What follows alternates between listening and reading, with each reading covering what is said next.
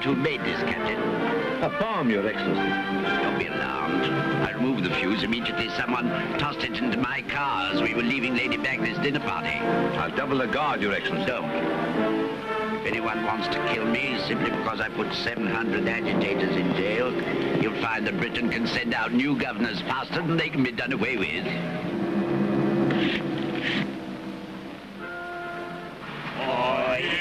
Take the high road and I take the low road. Behind is government the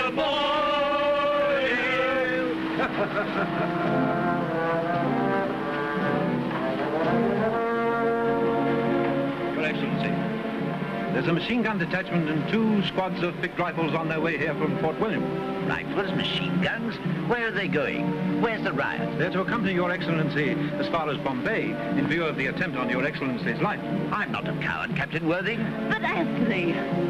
Telephone Fort William and tell the General I want no soldiers. Yes, Your Excellency. Captain, where's my private secretary? Mr. Luke Batson is already aboard the train, Your Excellency, checking portfolios D&D. Package for you, Sahib. Who brought it? It's a Frosty, Sahib.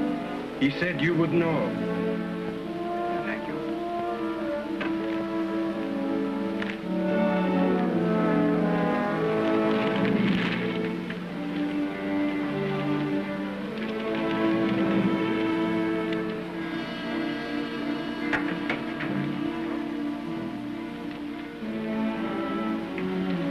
His Excellency wants portfolios D&D, Luke Batson. Oh, all right, I'll bring them. He asked me to take them to his compartment immediately. There you are, Captain. Make a killing at the races for a change, LP? Lucknow Gymkhana. Back to Longshot. Steady, me lad, steady. Vous ne pouvez pas faire attention, imbécile. Chevrolet Coupe. It's perfectly all right with me.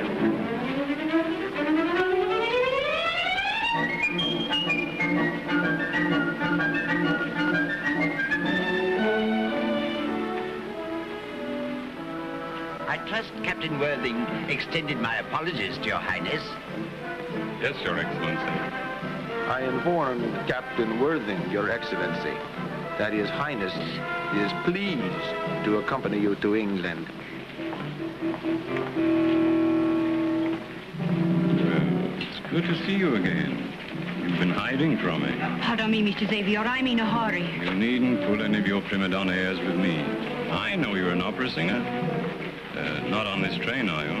Yes, I am going to Bombay and then back to Russia. Excuse me, please. See you later, perhaps. Burgess! Think I wasn't coming? You see Xavier? Yeah, he's done a disappearing act on us. You've got to go to Bombay after all. Why the double crossing? I've only got enough dough for a second-class ticket. Bombay, second class. You are quite too late, Sahab. Bombay mail is just now departing. Come on, give us the ticket. Come on, give us the ticket.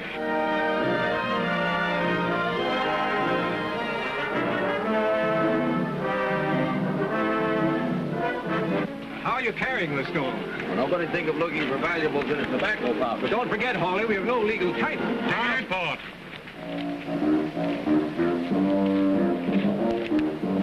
American. Second class. All right, up ahead.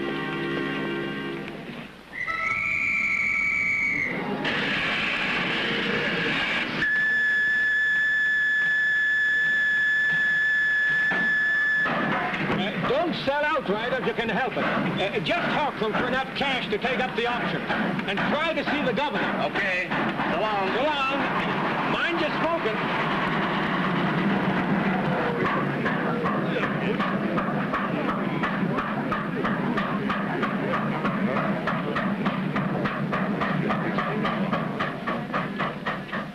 I want to reach a passenger on the mail that's just left. Yes, Sahib. You may reach passenger at Asansol.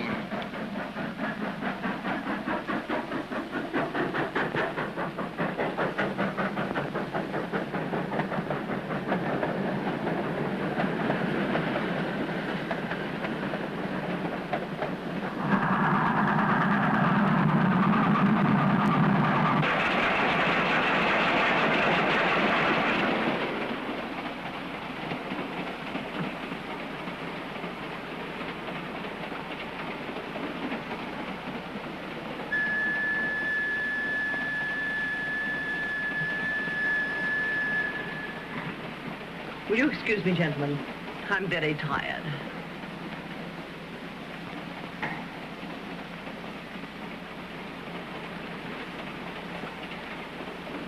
May I ask you a frank question? I would send my secretaries to bed. Oh, no need of that. I fancy they know more about this than I do. More about what, Your Highness? Exactly why is Your Excellency insisting that I go to London? Please sit down, Your Highness. I communicated the Viceroy's message to Your Highness, word for word. But what is behind the Viceroy's message? Is it true that I'm to be asked to abdicate? Your Highness will be enlightened fully by the India Office in London. But why am I kept in the dark? Why am I treated like a naughty child? I'm the Maharaja of Zanjor. I am a sovereign ruler. I imagine the Viceroy is in full possession of those facts. Then Your Excellency refuses to answer my question. I'm not at liberty to discuss the strained relations between Your Highness and the government of India. Good night, Your Excellency. Good night, Your Highness.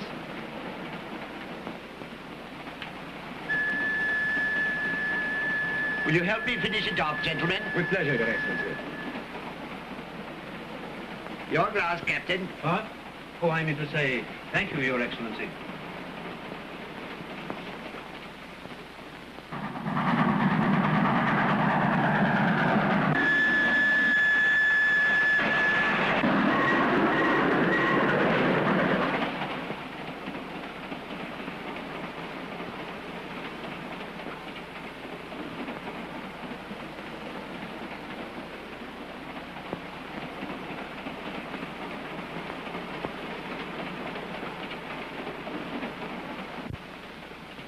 This evening, isn't it? Yes.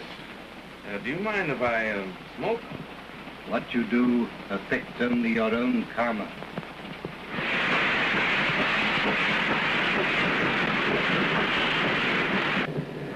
A sun soul, gentlemen. 26 past midnight.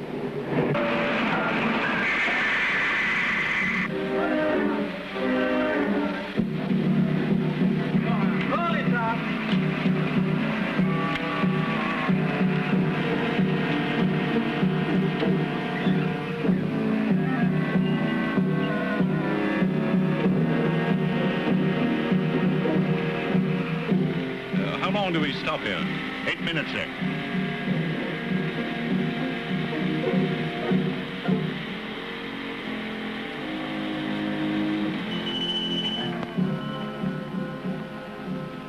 You see, Mr. Xavier, I got your telegram. Is the man you got for me? He is very clever. He is ex-acrobat. He can fold himself into small barrels. He can hang himself from the roof's eaves like monkeys. He can steal the shirt off your backside and you will never miss it. You can have him for 500 rupees. 21. I want to see the governor. His Excellency is retired, but I've got to see him. It's important. You speak English? Oh, me? Do I speak the English, huh? What do you think, huh? I am also speaking Punjabi, Urdu, Gujarati, Bengali, Tamil. Good, fine. Now listen. Some very valuable uncut gems have been stolen from me by a man on the Bombay Mail. For reasons that are no concern of yours, I can't ask the police to recover them for me. Your job will be to get them back before the train reaches Bombay. Sure, easy, huh? What do you think, huh?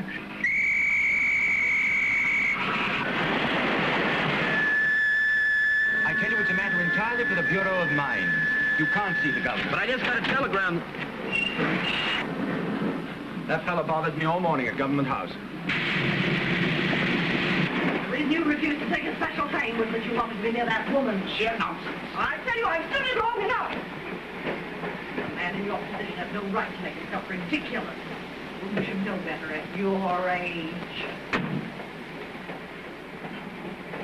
You gentlemen are at liberty to retire. I'm going to stay up and go over these records again. LP and I might alternate resting on the sofa here in the salon, Your Excellency, in case the... Not necessary. I think it advisable, Your Excellency, if you have no objection. Very well, very well. I'll take the first spell. You can turn in, LB. All right, old boy. Cheerio.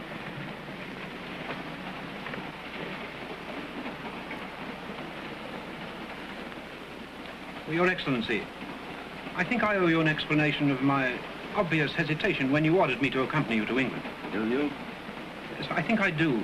In view of the gossip current in the bazaar these last few days, that I was to be taken home to answer charges of espionage. I realize, Your Excellency, that I've exposed myself to much talk by appearing in public on several occasions with a rather beautiful Russian opera singer. Madame Sonia Smeganov. I see Your Excellency knows of the matter. Might I ask if my actions have been officially construed as anything more serious than indiscreet? Captain, I will have been in India 25 years next month soon. In that time, I have developed a flair for knowing what bazaar talk has a basis of truth and what is merely talk. Then there has been no official information filed against me, Your Excellency? Let's not discuss the matter further now. Your Excellency, there's nothing I would not do to prevent disgrace. My family... I do not wish to discuss the matter, Captain Worthing.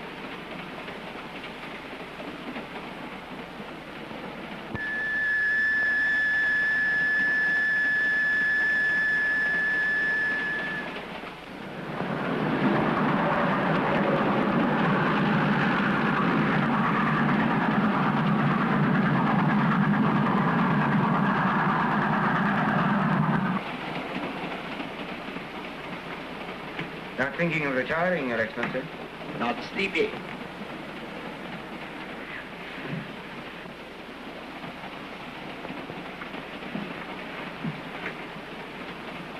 Do you excuse me a moment, sir? Certainly. Thank you.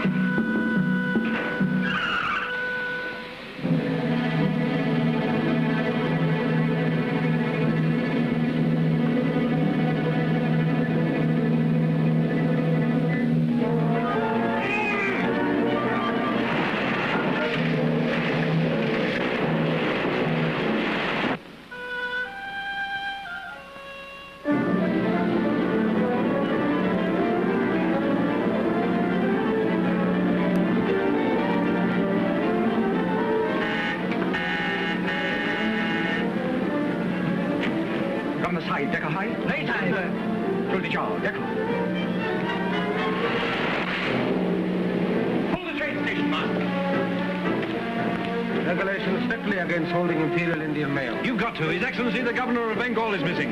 Mail must arrive ballot pier at 11 hours tomorrow, Saturday morning. You'll hold the train, do you hear?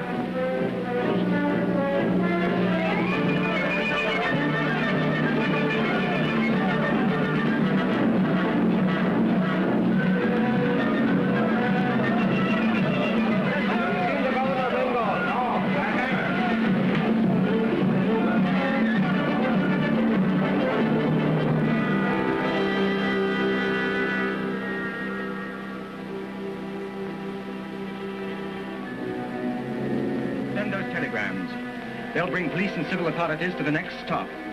Repeat this message to every station between here and Goma, in case His Excellency may have fallen from the train. And keep up your search in the vicinity of Gaya. Captain, have there been any further developments? There's no trace of him, Your Highness. How distressing. When did you discover the governor was gone? Just before we reached Gaya, I noticed that my cigarette case was empty, so I went to my compartment to fill it. And when I returned, His Excellency had disappeared. Has anyone been at the file? Well, I haven't had time to look thoroughly. Directly I realized something had happened, I sent for you.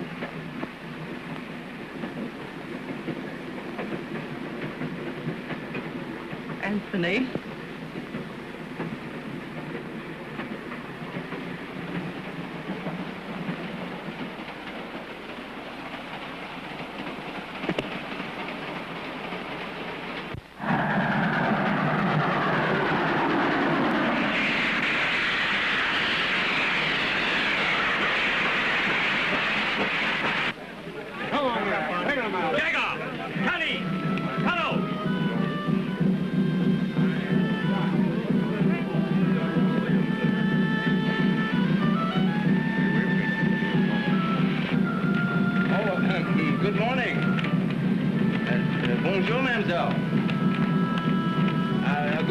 Morgen, Fräulein. Buenos dias, señorita.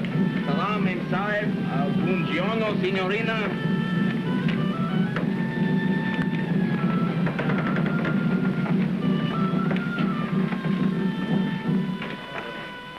Stay inside, please. Say, who do you think you're pushing? I haven't given the matter much thought. You will know Inspector Dyke better before the day is much older. Duke Patson, isn't it? I haven't seen you since the day of the Viceroy's. Captain? In the paddock, wasn't it? Just before the races. We haven't had time to make a very thorough search of the train, Inspector. No one really searches thoroughly, Captain, except myself. I'm taking over now. See you later.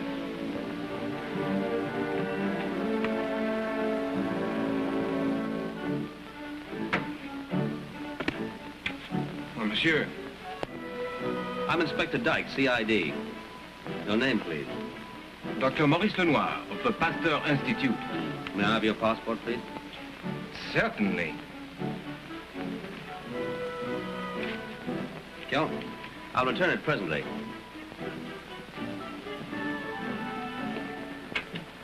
Have a little drink, Dyke, old boy. I don't think I know you. It's all right. I don't feel it, Inspector. Everybody knows Inspector Dyke of the CID, but everybody don't know little Cootie Neal, the Associated News and Photo Service.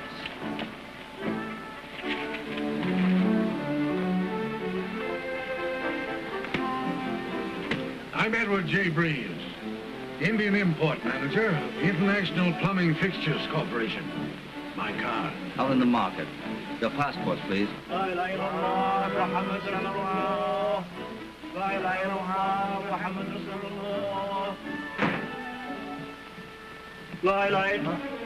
Bombay, Jadahai.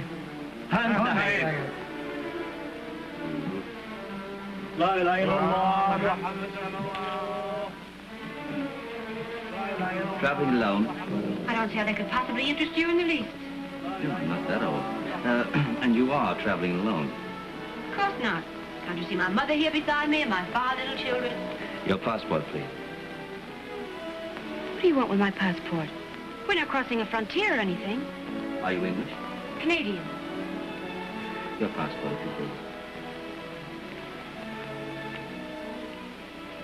Thank you. Beatrice Jones. Jones. Unusual name. Not unattractive. Why are you taking my passport? Aren't you going to give it back to me? Certainly, Miss Jones. At a later and perhaps more appropriate time.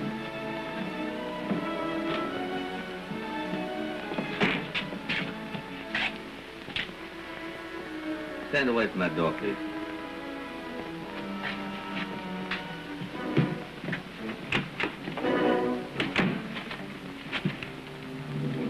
Collins, get the surgeon. Yes. Anderson, pass the word along that anyone attempting to leave this train without my express permission will be shot at sight. Yes, sir. What's all the row? Take your hands out of your pockets, please.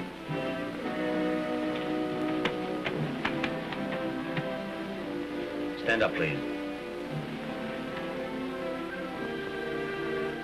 Salam, Sahib. Salam, Pundit Garnath Chandra. You have an excellent memory, Inspector Sahib.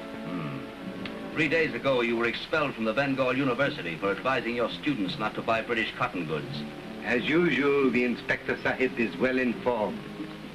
As usual, the pundit is well groomed and extremely disloyal to the British Raj. You sent for the Inspector? Yes, Doctor. Anderson, these 2 men are under arrest. Who's under arrest? Take them to the private car until I come. What's the matter? Why? Come on, you. Get along, get along.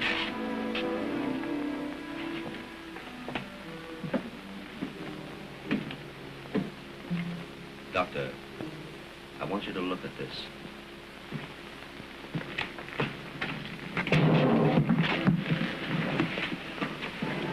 How long has he been dead? About 3 hours, I'd say. It's about 4:30 this morning, eh? About that. Any wounds? No signs of any. What was the cause of death, Doctor? From the livid condition of the face and the color of the blood, you notice the bruise on the lower lip, Inspector? Yeah.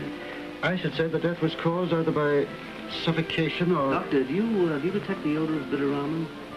Yes. Cyanide? That's the characteristic odor.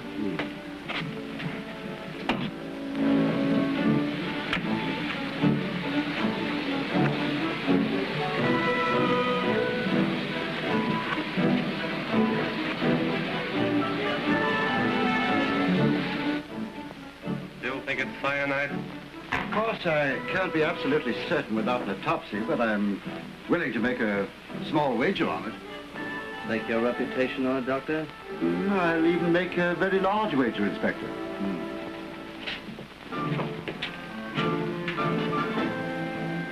Holland. Yes, sir. That young lady is Beatrice Jones. Take her to the private car and keep her in custody till I question her. Yes. Anderson. Yes, sir. Get some stretcher bearers and have Sir Anthony's body taken to the private car. Yes, sir. Surely you're not thinking of taking a dead body across India at this time of year? We can't hold the mail, Doctor. I will be forced to continue my investigations en route. Perhaps you wouldn't mind telling me why I'm being ordered to the private car, Inspector. So we can be together, Miss Jones, What? while I question you. In regard to the murder of the governor of Bengal. Straight ahead, miss.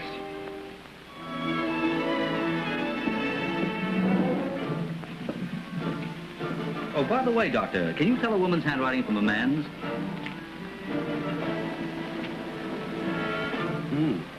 No, I'm afraid I can't. Not an expert on calligraphy? No, but I can tell fortunes from tea leaves. And misfortunes, Doctor?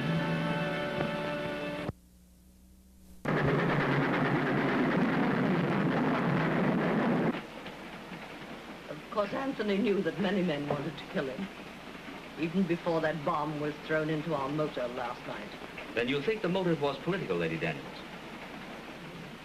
What else am I to think? In order that we may know the exact cause of death, an autopsy will be necessary. As a matter of form, I shall ask your permission, of course. I shall refuse. But in order to help us apprehend the murderer, No. Nothing you can do can bring back my husband. That's also known as the menace to my sanity. If you're going to torture me further by disfiguring, I couldn't bear it. You're obstructing justice, Lady Daniels. Sentiment, Inspector.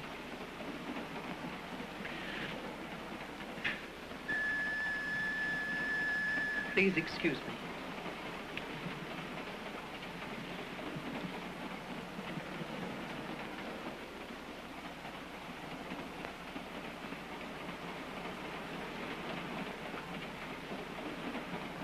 Paulie, your passport says you're a miner.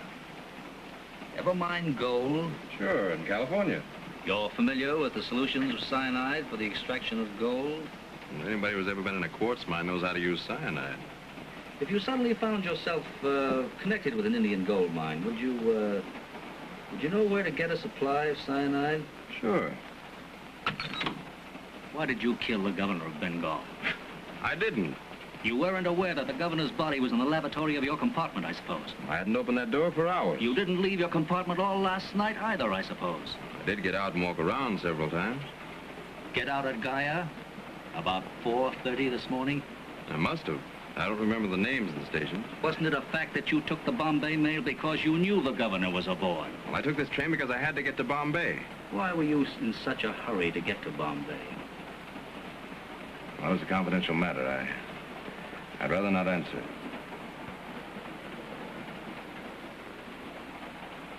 Anderson, search him.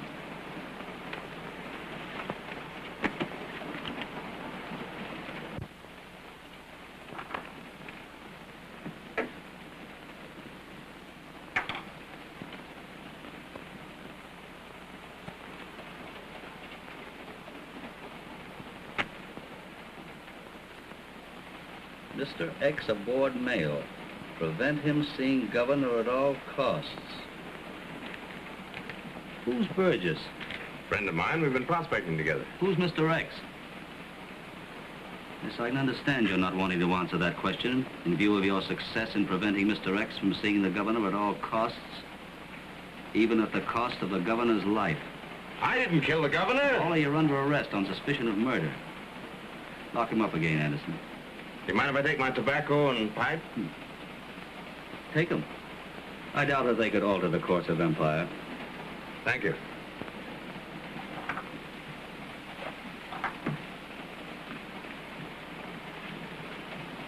Well, what's the verdict, Doctor? We won't have to cut him open after all, Inspector. I found all I need to know. Let's see.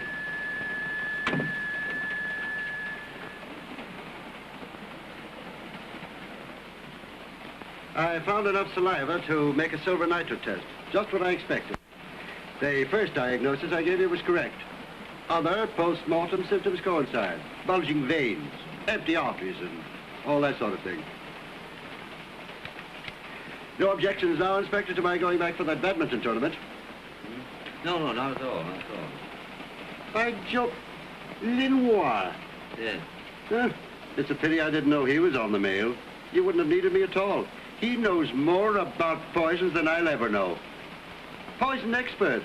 As a matter of fact, he's, Excuse me, Doctor. Surely.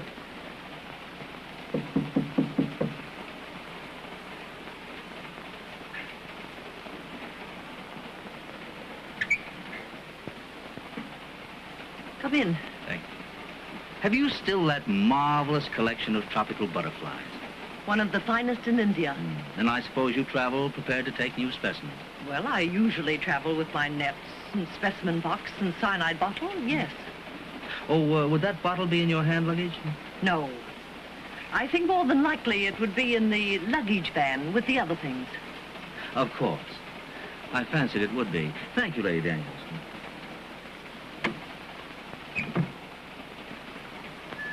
Good heavens, you don't really suspect? Collins, call Pandit Garnath Chandra.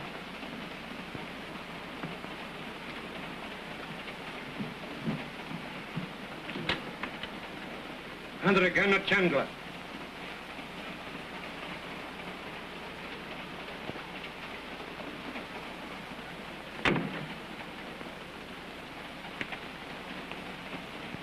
Do you mind if I smoke? You don't have to talk to me. I didn't mean to annoy you. You're rather conceited to think that you could annoy me. I don't even know who you are. Oh, I'm the man who's just been accused of killing the governor of Bengal. Did you? I'm beginning to think I must have. Inspector Dyke is pretty convincing. And then the body was found in the lavatory of my compartment. In the compartment right next to mine? Well, then you do remember me as your neighbor. Vaguely. Anyhow, now that they picked me as the murderer, that lets you out. I'm afraid I'm in for plenty. You did say you didn't mind my smoking, didn't you, Miss, I don't believe I caught your name. Believe it or not, it's Jones. Oh, just Jones. Beatrice Jones. Mine's John Hawley. John Hawley. Fancy. I don't believe I ever could have guessed it. You mean you never heard of the Hawleys of Upper Bengal in the Brahmaputra Valley? Oh, yes, of course. There are mystic people who go around smoking pipes that are completely devoid of tobacco. Did you see the governor's body before I opened the door of the lavatory? One is aware of much that one does not see. Then you knew the body was there? I did not see it. I was only aware of some evil influence troubling the serenity of my meditation. You were in a trance? That is your word for it, Inspector Sahib. The ability to assume a trance is a great blessing, Panditji. Sometimes a great convenience. Let me look at your tobacco pouch. Not from me, fair maiden, will your lily-white fingers learn the insidious touch of that vile weed, tobacco. Beatrice Jones. Snappy answers.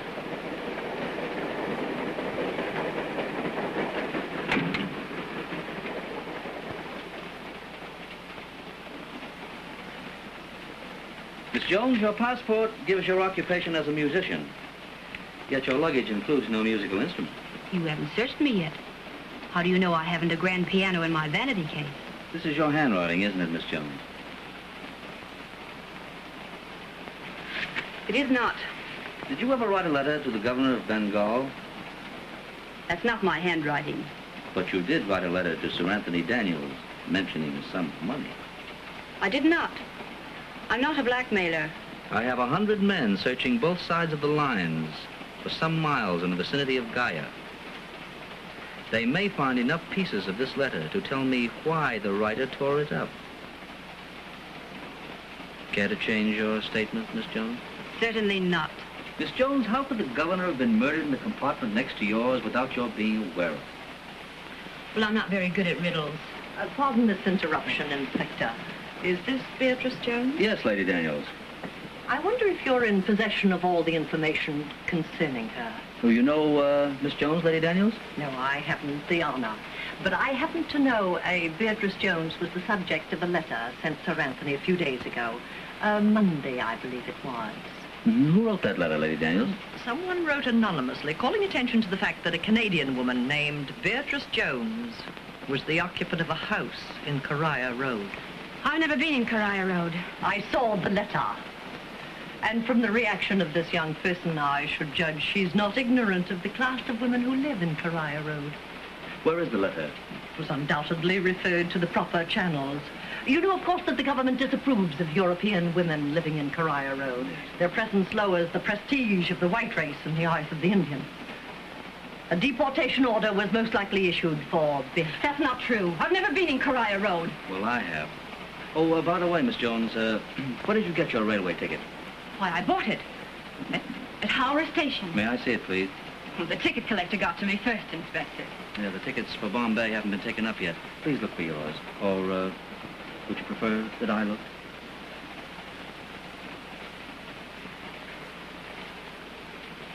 Oh, you didn't buy this at Howrah Station. This is a pass for second-class transportation issued by the East Indian Railway Office in Calcutta. Who issued this?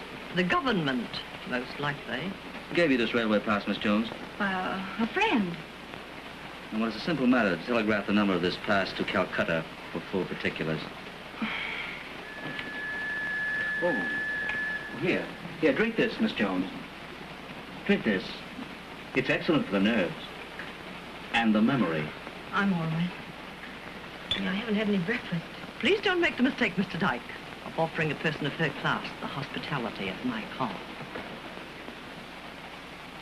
We're getting into Chahokee Pass. Oh, Collins, when the train stops, you'll escort Miss Jones to the restaurant car. Or you better unlock Hawley and take him along also. No need to take the Brahmin. He can't touch food prepared by non-Brahmins. You may go now, Miss Jones. Will you excuse me, Lady Daniels? I have some telegrams to get off. I hope you're not going to be misled by a silly display of emotion. The Bombay mail doesn't reach Ballard Pier till 11 o'clock tomorrow morning, Lady Daniels. I have 24 hours more in which to discover the murderer of your husband.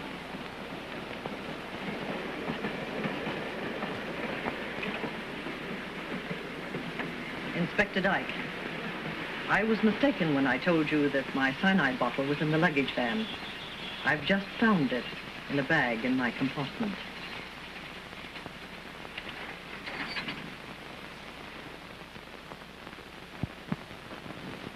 Curious.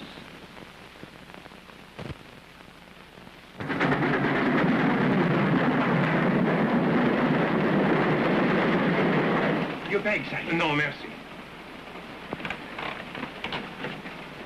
But his feet didn't take up enough room already. No hot cakes? All right. Bring me some ham and eggs, small steak and potatoes, some toast, and well, that'll be all for a while.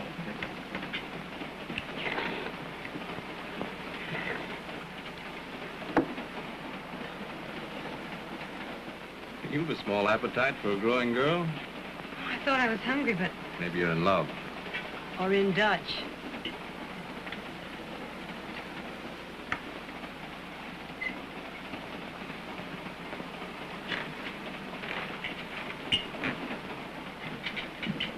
Well, Mr. Hawley, terribly glad to have found you. How do you do? Won't you join me in a bottle of something cool? I will not. Ain't allowed to leave this town until we get to the next station. You don't mind my sitting down, do you? No, but you got to speak up loud.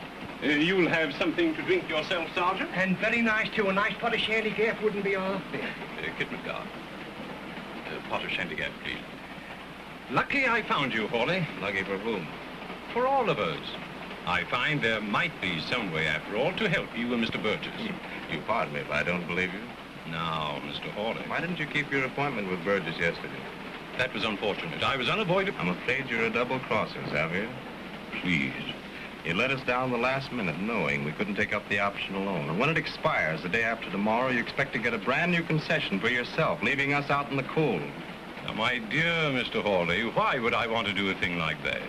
Because you have a life-size picture of yourself as the sole owner of a sensational new ruby field, 300,000 carats a year.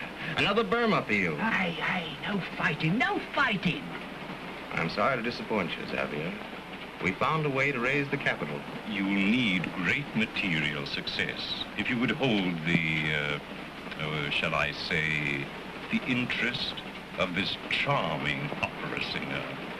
Opera singer? Or have you been unable to persuade Madame Smegonov from returning to Russia? I must go back to Russia. The Soviet government has done me the honor of engaging me for the workhorse opera. But I thought that... Mr. Xavier is an old friend. Oh, I say, Mr. Hawley, would you mind giving me a pipe full of tobacco? I seem to be out. Oh, sorry. I'm out myself. I used the last crumb in this pipeful. I can get some at this station. We're getting into Manicpur.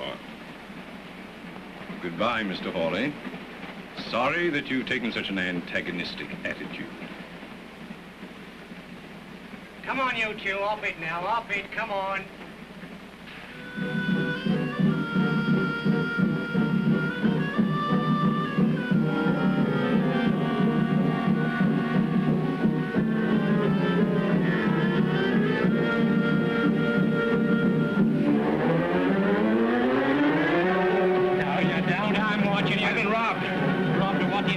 Your valuables? My tobacco pouch. Ain't worth 8 annas. You said so yourself with a deputy. Now come on off it. I think I know who picked your pocket. I'll do you, Madam Smegonov. That man in the red vest. He was sitting at the next table. Yeah, I know exactly where he went, I suppose. I saw him getting into that first-class compartment. Now come on off it. Come on, man. The Bombay mail don't stand here all day. Now come on.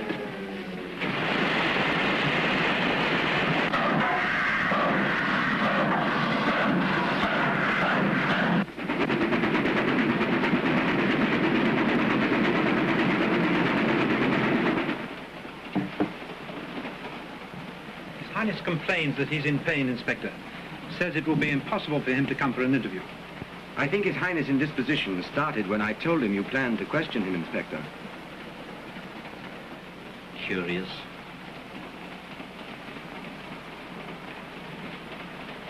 Inspector, I have a statement to make. Captain Worthing reported you ill, Highness. I am well again. I have thought through to a calm decision. The pain I suffered was the torture of a soul trying to conceal truth. Shall we go to your compartment? No need. I wish to make a statement here and publicly. I have nothing more to hide. Well? About midnight last night. The guns are for you, Your Highness. This is Satna. The Maharaja of Rewa is paying the customary respects. Your Highness is obligated to greet the Maharaja of Rewa and acknowledge his salute. That is the procedure called for by protocol. If I suspend my investigations for 5 minutes during this ritual of etiquette, Your Highness may step off this car onto non-British territory. Out of my jurisdiction. I shall return to the train immediately the ceremony is finished. I give you my word. I'm inclined to accept it, Your Highness.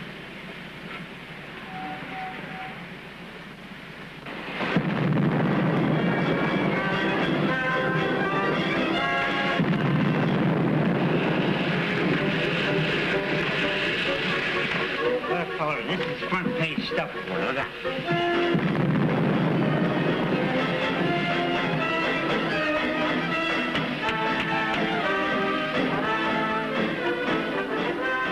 For you, Inspector.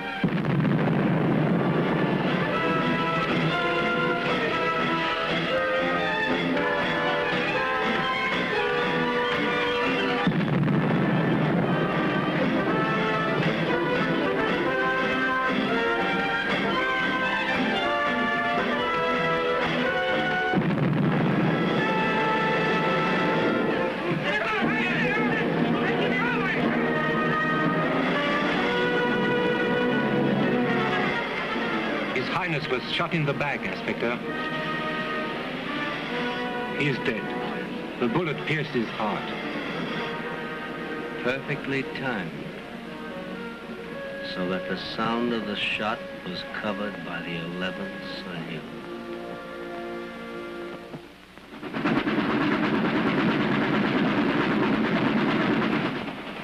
Monsieur l'Inspecteur, I tell you I must return to my compartment. Later. Now, it is imperative. Si pressé que ça, Doctor? Look, Inspector. Turn off the fans. Get with guard. Punk up bun cuddle.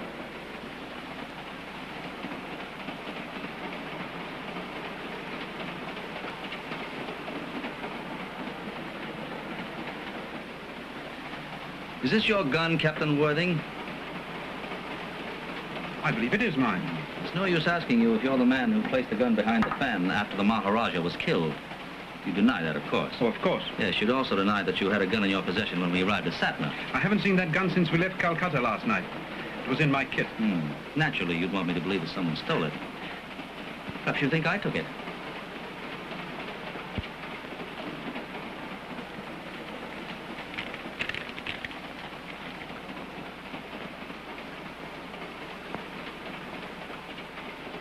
Anderson, get Miss Jones.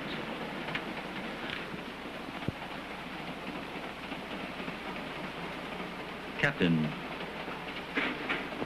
do you happen to know the name of the young lady occupying the end compartment? Why, I overheard you addressing her as Beatrice Jones. There's nothing about her to remind you of a certain Madame Smirganov? Why, Inspector Dyke! Inspector Dyke! Oh, he's gone, Inspector.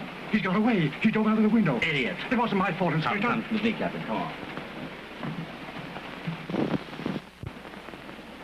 Are you looking for Mr. Hawley, Inspector? He just stepped out for some tobacco. Is there any message? How long has he been gone? Why, I didn't notice the time. I didn't realize I was supposed to act as warden as well as prisoner. Did Hawley get through the window when the train was standing at the last station? I don't see how it could matter, Inspector. He's gone. It matters considerably, Madame Smirganov.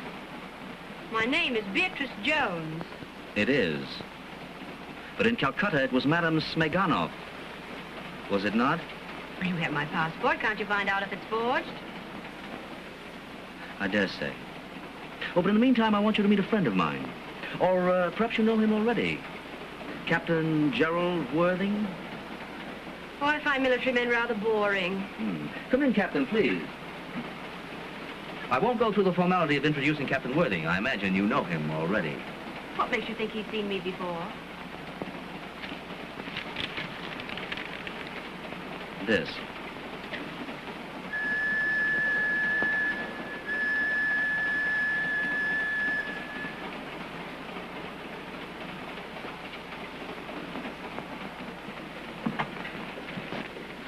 Well, Captain, I'll ask you to stay in this compartment for Miss Jones. Pundit Garnath will chaperone you. Anderson, you better watch closely in case there are any other Houdinis among us. Sonia.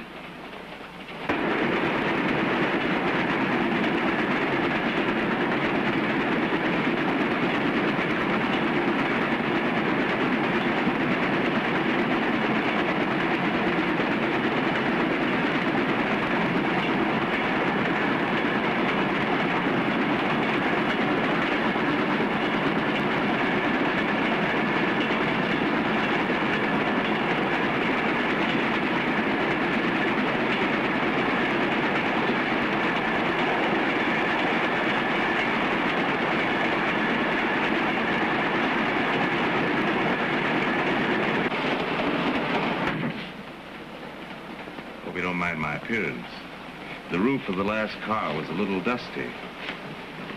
Monsieur l'Inspecteur, I insist upon returning to my compartment. So you said. Well, I must, Monsieur l'Inspecteur. I must. It is important. Sit down, sit down. Monsieur l'Inspecteur, if you do not allow me... Patient on his deathbed, Doctor? True, the mortality of this train is rather high. Mais asseyez-vous donc, Docteur. But it is urgent, Monsieur l'Inspecteur. You're returning to Europe, Doctor? I'm on my way to Paris. But I thought you were stationed in southern India. Why didn't you sail from Madras or Colombo? I had to meet someone in Calcutta. Dr. Lenoir, when I first saw you this morning, you closed a black bag in some haste and embarrassment. Suppose I bring that black bag into this car and open it here. Oh, no. Do not. What's in that bag? I'm a toxicologist, as no doubt Monsieur l'Inspecteur knows. At the Pasteur Institute, my work is the study and preparation of anti-venom serum to counteract the bite of poisonous snakes. Are you carrying poisonous snakes around in that bag? Oh, only one, Monsieur l'Inspecteur. I got it in Calcutta. I wish to continue my studies. You tell me that you're endangering the lives of these passengers by carrying snakes around? No, there's no danger, Monsieur l'Inspecteur. The fangs of no snakes can pierce the heavy leather of my bag. Why can't it be put in the luggage van? Oh, no, Monsieur l'Inspecteur. Why, the king cobra is a very fragile snake when traveling. He must be cared for like a little child. I cannot afford to lose my cobra. And I can't afford to lose my witnesses. What's your name? Who, me? Giovanni Martini. What do you think, huh?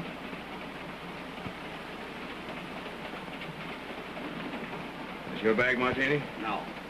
And it's yours, Javier. Open it. Now, I say, Open that bag.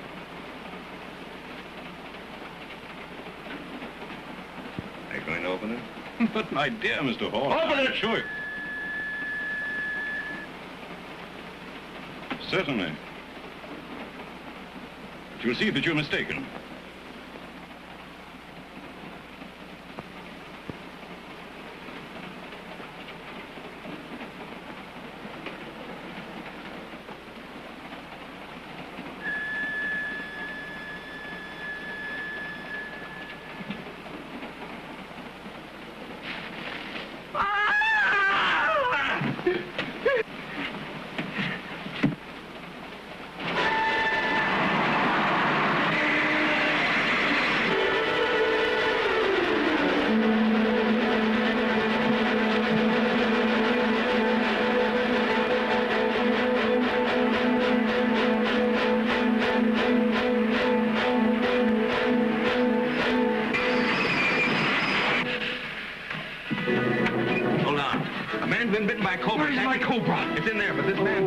Your holiday's over, Hawley. Well, I can explain that, Inspector. I was robbed, and I followed this man in here. What man? Come along, Houdini. Let's see you get out of these. Take it, fellas. Yes. Come on.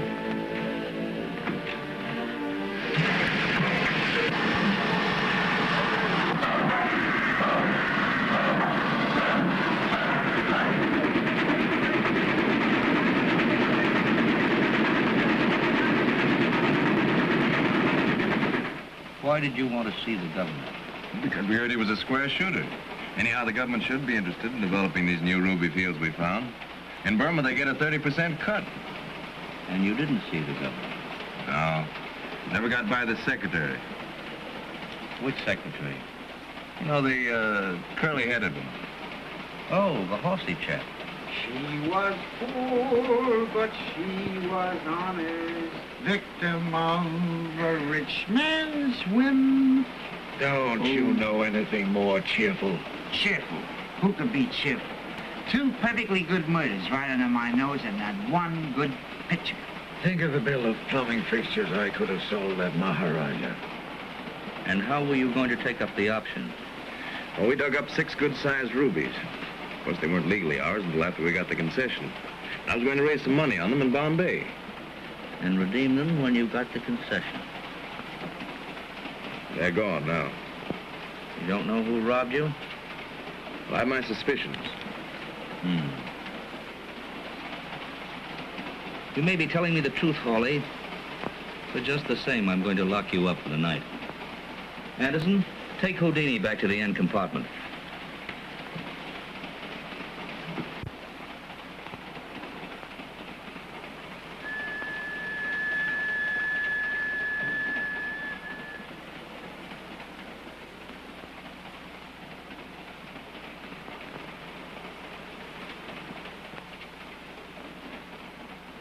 Why, where the deuce did you get that?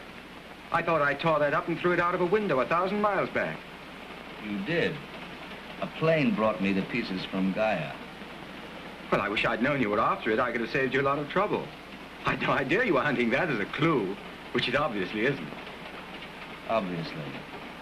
It turns out to be just a business letter. Yes. Who wrote it?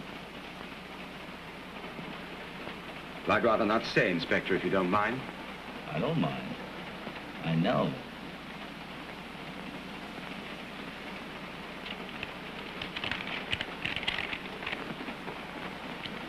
Same handwriting, isn't it?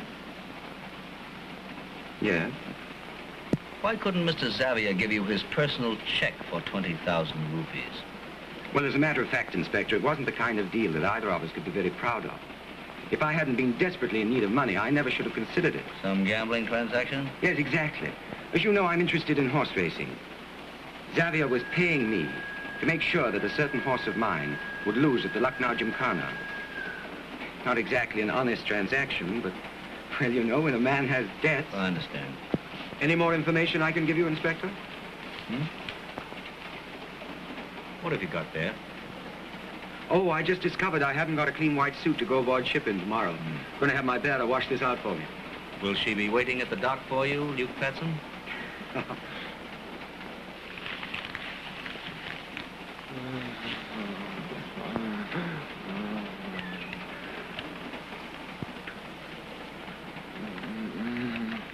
How's the patient, Doctor?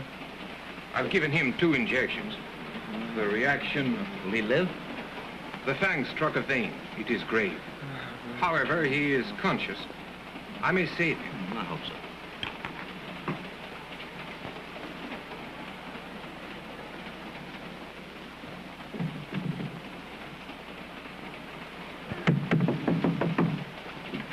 What do you think this is, a hotel lobby? Well, it happens to be the late Maharaja of Zanjor's compartment. However, I'm no ghost. I'm very much flesh and blood. I'm simply continuing my professional examination now. Well, you might look between my teeth, Inspector. I have 2 fillings and a gold inlay.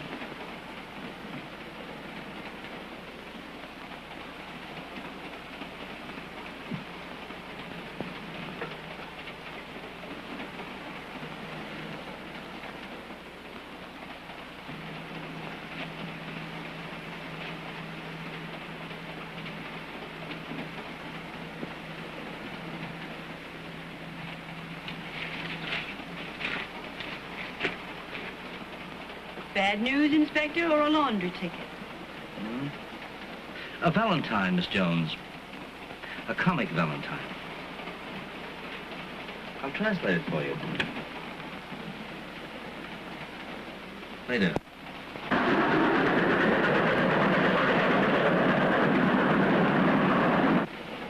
Inspector Dyke wants Pandit Garnet. I must get dressed. Hurry it up now.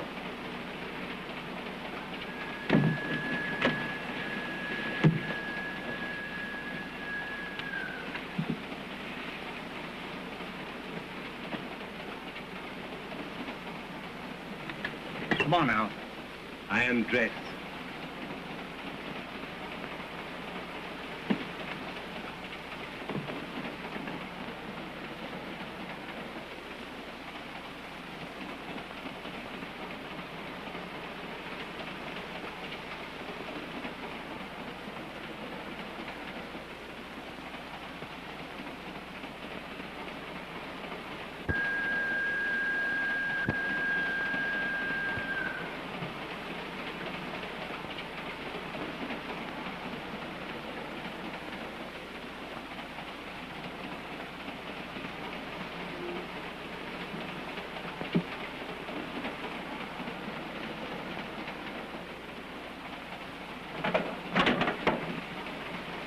Is this an Easter egg hunt?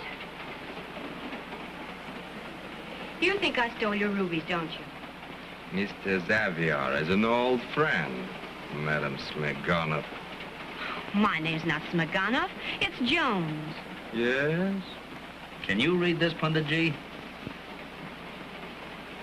Kamoshi Yamoa. Meaning? Silence or death. This warning was evidently sent to the Maharaja of Zanjor. He knew who killed the governor. When, in spite of this warning, he decided to tell what he knew, he was shot in the back. A cowardly act, Inspector Sahib. Panditji, you sent this warning. No Brahmin wrote that, Inspector Sahib. Why should I believe you? The letters are not well formed. See, this one, and this one. It appears to have been written by a foreigner who would have you think it was done by a Hindu. Or by a Hindu, Pundit G, who would have me believe it was done by a foreigner. One day in Paris, some of my emigre friends told me of a Russian opera company, all refugees, being formed in Vladivostok to tour the Orient. It took all my money to get there. And there was no opera company? Yes, there was. But they went broke in Singapore. I was stranded. Well, you're still 1,000 miles from Calcutta. I met Mr. Xavier in Singapore. He told me he was a theatrical agent and had a proposition for me in India. Oh. So he brought you to Calcutta? His proposition wasn't in the least suited to my talents. I turned it down. Captain Worthing thought I was a Russian. I didn't want to compromise his career, so I decided to clear out. Didn't have any money. I tried to get myself deported. I wrote an anonymous letter to the governor, saying that a Canadian girl named Beatrice Jones was living in Coria Road, ought to be deported for the good of white prestige in the East. Wasn't that debasing yourself? Not particularly, since it wasn't true. His heart action is improving. He will live.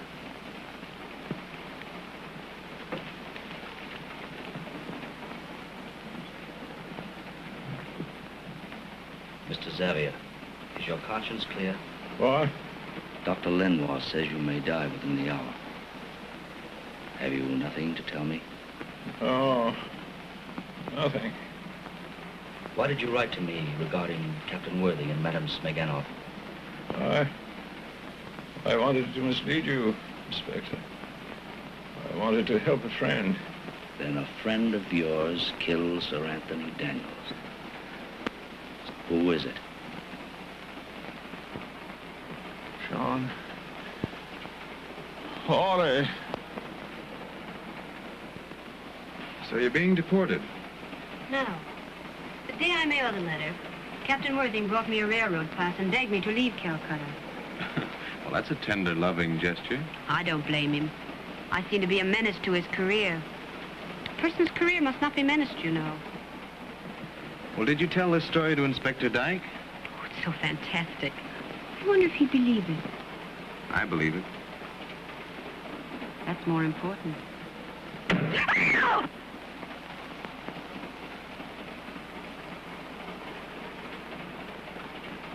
What a picture! What a picture!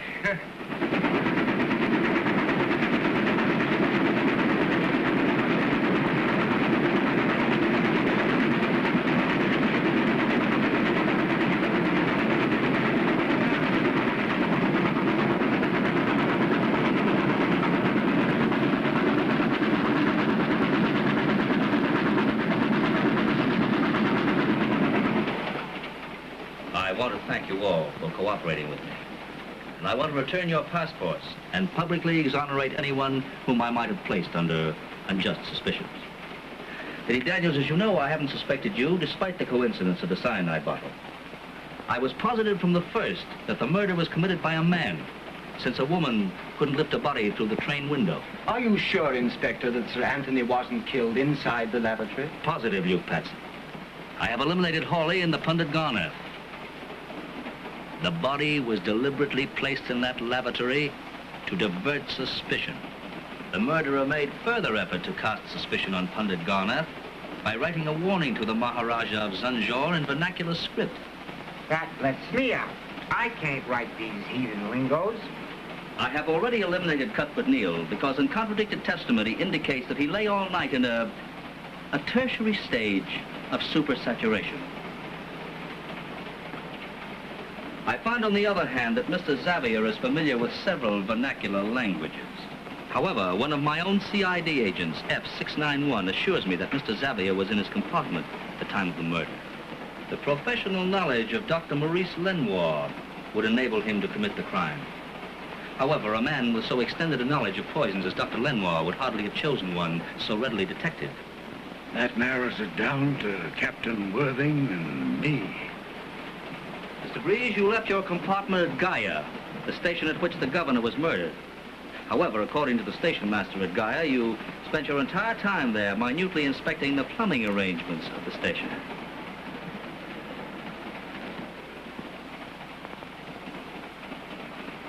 was Captain Worthing's gun which killed the Maharaja of Zanjor. And the Maharaja was shot by the same person who murdered the governor. But I'm convinced that the gun was stolen and placed behind that fan to throw suspicion on the wrong party. Why, you seem to have established alibis for everyone, Inspector. You're too modest, Luke Patson.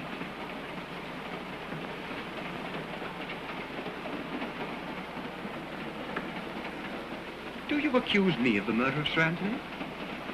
I do. Well, that's preposterous. You haven't any proof. You tore up a letter, Luke Patson. I've explained that. Let me assume that the writer of this letter, Mr. Xavier, offered you 20,000 rupees to prevent a man named Hawley from speaking to the governor regarding a certain area of land in Bengal. Suppose the governor suddenly discovered the bribery of his private secretary. That's it, Inspector. Just before the train left on Thursday night, Luke Patson received a bundle of banknotes. I remember he hid a letter in the files. Mr. Luke Patson had no opportunity to extract this letter from the files. Sir Anthony discovered it. The train was stopping at Gaya.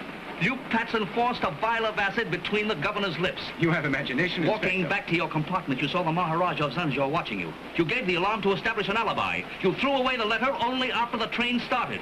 Fortunately, I was able to pick up one of the pieces. It's ridiculous. You haven't a single clue. Haven't I?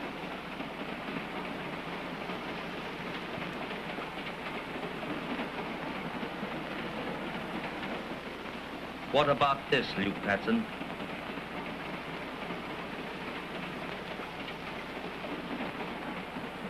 I retrieved this from the servants' quarters last night before your bearer had a chance to wash out the powder burns. Very clever, Luke Patson. Too bad you had to hide the flash by shooting through the pocket.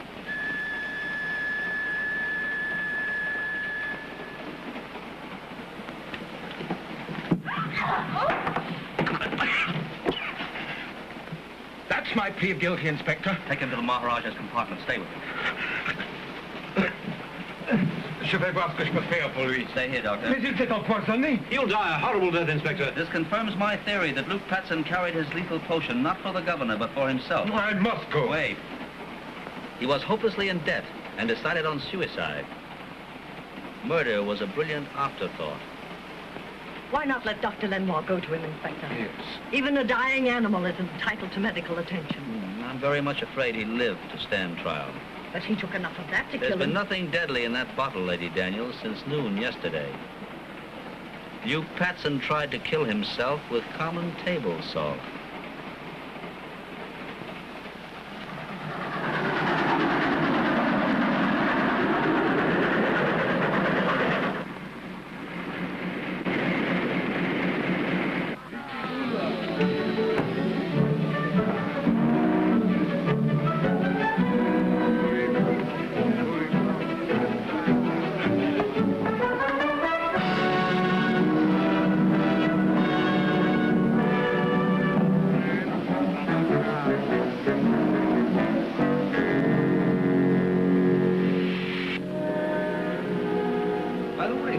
The reason I asked you to stay was that a man in the guards van this morning asked me to give you this.